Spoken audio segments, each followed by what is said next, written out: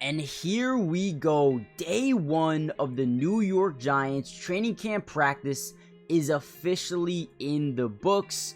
And you guys all know the drill. We have so much news, notes, highlights, observations to talk about in this video. So Giants fans, get ready to break down day one of practice. But before we break down the news and notes and highlights, I want to do or give a massive shout out to all of the Giants media members out there who work so hard each and every single day to kind of get these highlights out for us, enabling us to make this video. Without them, the videos are not possible. So do me a favor and go follow them on Twitter right now. You're going to see 3 ats at the top left of your screen. Once you follow them, you're going to be able to follow so many more Giants media team pages, and they'll keep you updated with the news, notes, highlights in real time. So you don't even have to wait until my video comes out. Go follow them right now, please. Do me a favor and do that. But today we got to see Malik Nabers. We got to see a little bit of Daniel Jones back at practice. And I'm going to be honest with you, maybe it wasn't the best day, okay? But we're going to break it all down here in a second. You know what? Let's just jump right in.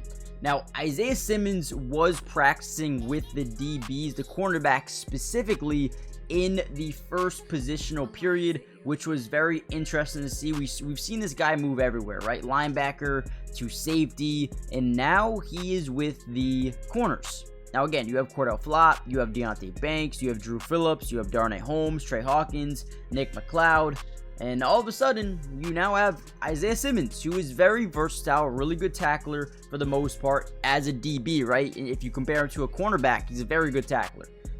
But something to continue to monitor going forward. I don't know if that will be his position for the entirety of the season, but it could be, as simple as them just figuring out what they really have, right? What he can do. How versatile is he actually? So that could be what they're trying to figure out here. But for team drills, Daniel Jones, as expected, was the main quarterback. And again, that's something that we knew was going to happen, but didn't start off the best, right? Had a short little overthrow on a flat route, missed Wan'Dale Robinson on a slant, missed a swing route to a running back. Very rough start for Daniel Jones, but did complete 2 out of 5 passes, 1 to Wan'Dale Robinson, and also did hit Malik Nabers as well. We also did see Ryder Anderson getting some run with the ones, which was something to me was a little bit interesting, right? Didn't know exactly where he would fit in coming to the mix here, but yeah, he was definitely getting some opportunity with the ones as a defensive end. So want to see him continue to grow as a player and see if he can even win a starting job this season. I think that is in the realm of possibility. But like we said, Daniel Jones 2 of 5 in his first 11 on 11 action. The starting offensive line was Andrew Thomas from left to right, Aaron Stinney, John Michael Schmitz, John Runyon, and then Jermaine Illuminor. Now, something to note here, Illuminor did leave practice or, got checked out a ton. He was on the field for about 3 minutes on a knee, really favoring one of his legs. And again, don't really know the severity of the injury, but we do know that he was down, walked off the sideline. They tried to bring out a cart for him. He said, no, don't need a cart. And yeah, that's basically all I know. I don't really know what happened exactly. If it was non-contact, if he got hit, if it was a knee-to-knee, don't know. You guys let me know if they've announced what actually happened and what is the next precautionary thing they're going to do. Let me know. But also, Malik Nabers in the backfield as a running back at times. Now, keep in mind, he was not actually running the ball, but he was actually running routes out of the backfield, trying to get the ball into his hands as quickly as possible to allow this man to work. An elite playmaker with the football in his hands, also a great, pass catcher. They really want to get this guy going early and often. And throw practice, you kind of see that starting to translate. Now, before we get any further into the video, guys, do me a massive favor. Hit the like button, but more importantly, subscribe to the channel if you're new. We're going to be covering the Giants throughout the entirety of the offseason, not only for training camp, but preseason, regular season, breaking down film, breaking down practices, everything you guys need to know. We got you guys covered. So join the family if you haven't already done so. It's free and it doesn't cost anything to subscribe. And in 3 weeks from now, if you're done, if you don't want any more Giants videos, you can simply unsubscribe. So do that if you haven't already done so. Let's get back into the video. Now, a couple of plays after we saw Malik Nabers line up in the backfield, we actually saw him get targeted on a deep 30-yard pass from Daniel Jones.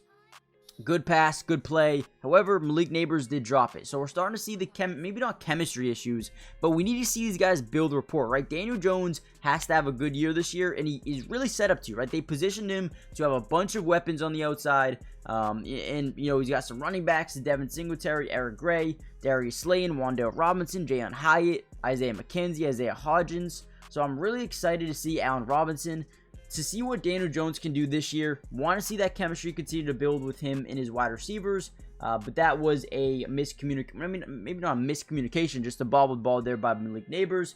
Giants ran with 21 personnel.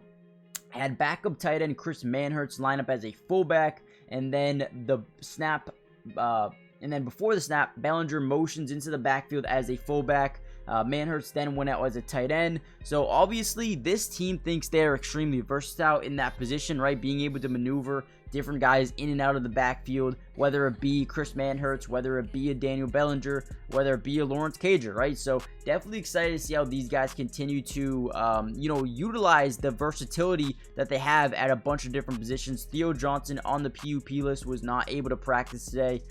So definitely, you know, waiting to see his return and how he can affect this team. But overall, a little bit nervous, right? A little bit nervous about the Jermaine Illuminor. Hopefully everything is okay. You know, he has moved from right tackle. He's pretty much been all over the place for them and looked to be a day one starter for them going forward. So hopefully, prayers in the chat or in the comment section, prayer emojis. Hopefully he is okay. Now, in the second team period, Daniel Jones went 0 for 3 and 2 of 8 on the day. Drew Lock came in the game, or came in the practice, and then threw an interception on his first pass with the second team.